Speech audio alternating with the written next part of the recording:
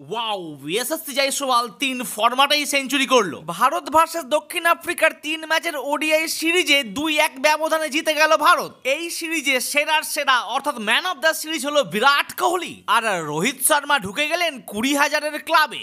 নমস্কার, আমি প্রীতিশ, আপনাদের স্বাগত জানাই ক্রিকেট স্ট্র্যাটেজিতে। আপনারা হয়তো কোনো দিন কোনো কারণে দেখবেন যে কোনো টিম টসে জিতে যাওয়ার পর এতটা আনন্দ যেন মনে হচ্ছে ম্যাচই জিতে গেছিল। হ্যাঁ বন্ধুরা, এরম করাটাই স্বাভাবিক, তার কারণ ভারত দীর্ঘদিন ধরে টসে হেরেই যাচ্ছিল, কিন্তু কেএল রাহুল করলো বাজিমাত। টিমে একটি চেঞ্জেস করা হয়েছিল, যেটি আগের ভিডিওতেই বলেছিলাম, ওয়াশিংটন সুন্দর আউট, কিন্তু তার জায়গায় এলেন তিলক বর্মা। তবে প্রশ্ন হচ্ছে, শুভমান গিল আর শ্রেয়াস আইয়ার না থাকা সত্ত্বেও ঋষভ পান্ত কিন্তু অ্যাজ এ কিপার চান্স পাচ্ছে না। এই মুহূর্তে ভারতীয় ক্রিকেটে বঞ্চিতদের যে দীর্ঘ তালিকা, তার মধ্যে যোগ্যতম সম্ভবত তিনি। টেস্ট ক্রিকেটে যিনি বিশ্বের অন্যতম সেরা ওপেনার, তিনিই কিনা সাদা বলের ক্রিকেটে জাতীয় দলের প্রথম একাদশ সুযোগ পান না।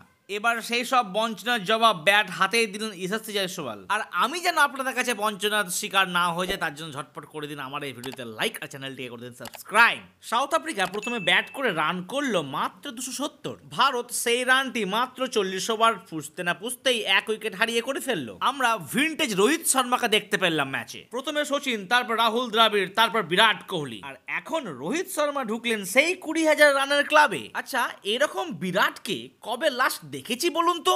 মনে পড়ছে কি?